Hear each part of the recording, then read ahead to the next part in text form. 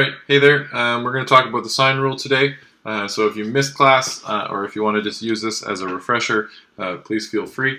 So today we'll be talking about the sine rule, or as other places call it outside your textbook, the sine law. And we can find this on page 264 in your text. Okay, so I encourage you to stop, to pause, to try a couple on your own, or to ask questions if you can during watching this, and just make sure you're following along. So when we're talking about non-right angle triangles, there's a couple of things that we generally need to know.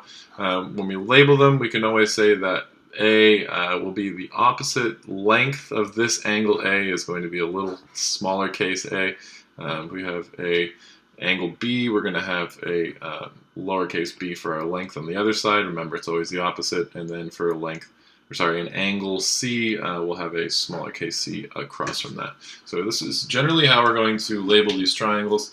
When dealing with the sine rule, this is how we set it up. So you can either write it as sine A all over the length of A is equal to sine B all over the length of B, which is equal to sine C all over the length of C. A couple things we need to know is that this is always just the proportion. So the angle or sine of A and A are proportionate to the sine of B and the length B, and is also proportionate to the sine of C and the length of C.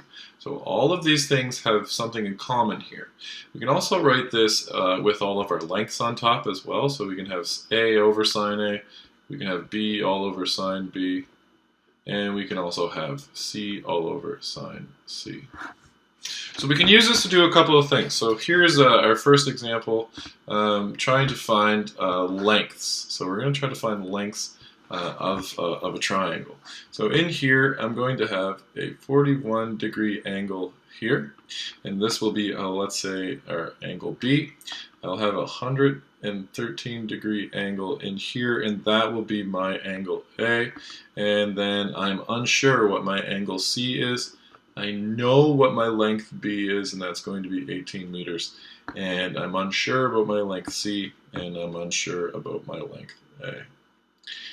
So a couple of things, we can find what my length A is here by setting this up. If you're finding lengths, this equation set is a little bit better. It already has your lengths on top. You'll have one less step to go through. If you're finding an angle or angles, I'd like you to use the top one. It's just, set up so that way there's less steps here. So let's move forward here. I want to find out what A is, so I'd have A all over sine A, which is going to be sine of 113 degrees. And I know that I also have my length B is going to be 18 meters all over my sine of B, which is my 41 degrees. Now notice here that I'm only using two. Most oftentimes you will only use two parts of this equation, so you don't need all three of these. This is just saying that if I only have sine B and sine C and length C, I can use these two, or if I have sine A over A, I can use that with sine C over C. This is just saying pick the two that you have available. So we have set up all the ones that are available to us that we have information for. Now I need to solve for A.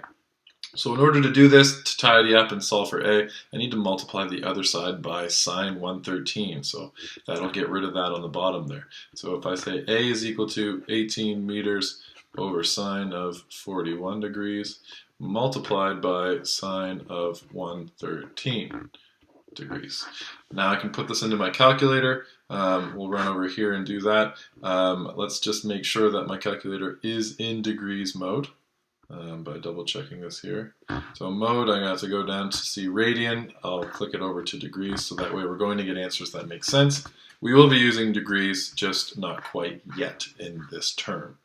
So we'll do our 18 meters divided by sine of 41. So we'll do 18 divided by sine of 41 degrees and get an answer here. So I have 27.43. Let's multiply that now by sine of 113 degrees here, and I'm going to get a final answer of 25.25 length. So this is going to be 25.226 actually. Let's go round to two decimal places, meters.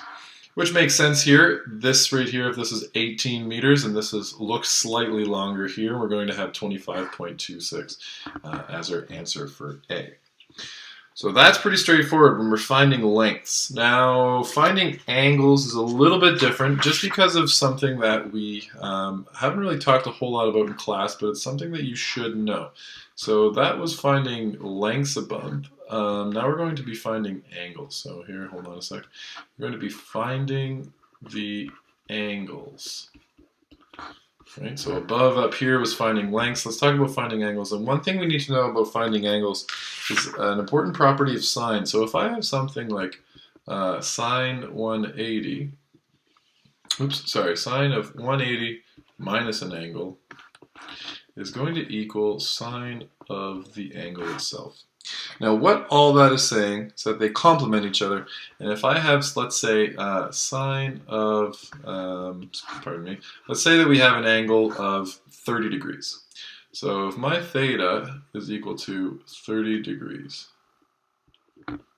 Now I have to plug this into my calculator to double check and show you, but this is saying that sine of 180 minus 30 is equal to the same thing as saying sine of 30.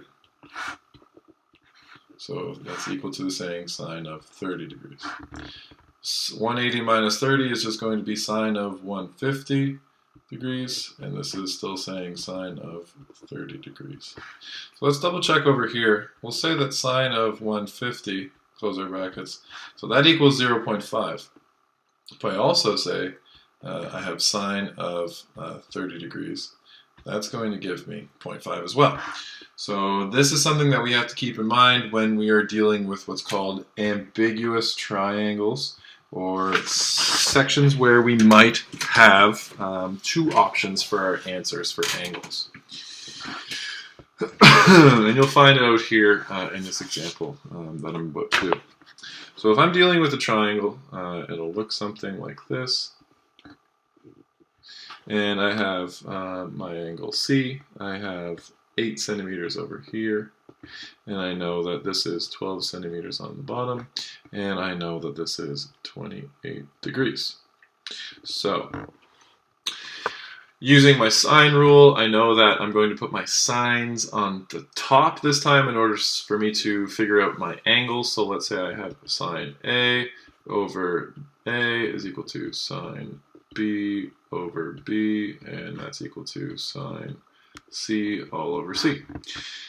Now if I have this all labeled as A, and this is lowercase a, and this is going to be B, so this would be my lowercase b here. C is my angle in here, and this is my length.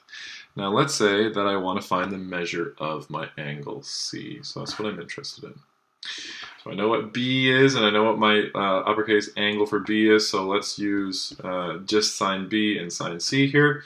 So we will have sine of 28 degrees all over 8 centimeters is equal to, my sine C is unknown, and my C value that I have is my length. It's going to be 12 centimeters up in here. So in order to find out what my sine C is, I must multiply both sides by 12 to get this away from my denominator over here. And to do that, I will multiply both sides by 12. So 12 times sine of 28 degrees all over 8 is equal to sine C. So we'll do that in our calculator. Now, remember that we actually have to use the inverse sign here when we're finding angles. So we'll have 12 times sine 28 degrees all over 8. And that'll be sine, to the -1 of all of this information. So over here in my calculator, I will do my inverse sine. I will say 12 multiplied by, use another bracket set here just to make sure we're doing sine of 28 divided by 8. So 28 divided by 8, and close my brackets here. And that should give me an angle of 44.7, let's say 77, round to 2 decimal places. So that should equal C, which is equal to 44.77 degrees. Now, there is a situation in which that this angle does not equal 44.77 degrees, but it also will equal the complement angle here. So see how we had sine of 180 minus an angle is the same thing as saying the angle itself. So here we can also have sine of 180 minus the 44.77 is equal to the same thing as saying sine of 44.77. Which means that we can also have an angle here that's going to be sine of 135.23. So we can have a sine of an angle 135.23 is equal to sine of 44.77. And just to solidify that in your mind, we'll do that on our calculator just to show you. So sine of 135.23, and we'll get a number here, 0.704, and we'll also do the sine of 44.77, and we'll get a number here, 0.74. So these are the same. So these are the exact same things. Now, when we're talking about these, we actually have to keep in mind what the question really is asking. So I know that I have a 12 centimeter length here and an 8 centimeter length over here. Now that means that I can have a 12 centimeter length with some angle, or some length here, with a 28-degree angle. And what this is saying is that I can either have my 8 centimeters run this way, and my angle in here can be 135.23, or I can have 8 centimeters this way, and I can have my angle in here to be 44.77 degrees. This is saying that I have an obtuse and an acute option for this angle. So in reality, when we're talking about angle C in this case will equal either 44.77 degrees, or we can also have it equal 135.23 degrees. Be very careful when we're dealing with these things though. Reason being is because if these two angles add up to be greater than 180, they do not work. Now sometimes you can either accept or you can reject the fact that you have two angles. In this instance here, let's say we have this triangle L, M, and N. K, L, and M. So we have K, L, and M. And we have values of 158 meters. We have values of 52 degrees in here. And we have 128 meters in here. Now let's say I want to find the measure of angle L. So I'm interested in L here. So I'd say that, sine of L over 128 meters is equal to the sine of K, which is sine of 52 degrees, all over 158 meters. Then I can solve for sine L by itself, multiplying both sides by 128. So sine of L is going to equal sine of 52 degrees times, all over 158 meters times 128 meters. Put all of this in your calculator and remind yourself that this is going to be sine to the -1 of all of these things. So sine 52 all over 158 meters and multiplied that by 128. Put that into your calculator. So we should get sine 52. Sorry about that.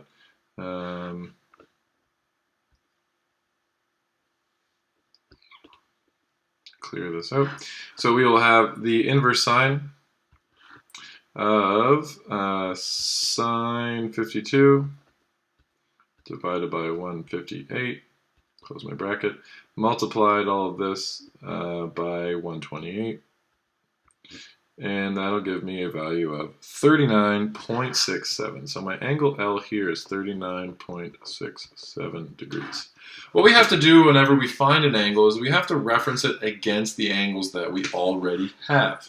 So when I said from before that we could have two angles where we'll have 180 minus the 39.67, and that could give us a potential angle of 140.23.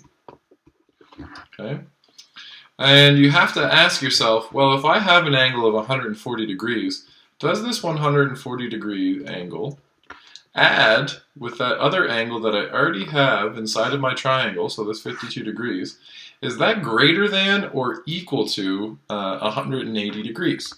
And in this case here, 140 plus 52 is going to give us 192.23. So this is definitely going to be greater than 180. So therefore, the 140.23 degree option cannot exist. So it does not exist for this example. D-N-E. So it does not exist for this situation.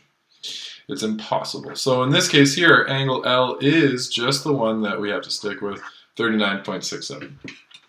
So those are some interesting examples. You can take a look at the lesson plan for today that is linked to this document, or sorry, linked to this video, and you can try a couple of the textbook problems, and you can absolutely email me or grab me anytime for a question, and I'd be happy to help. Thank you for watching.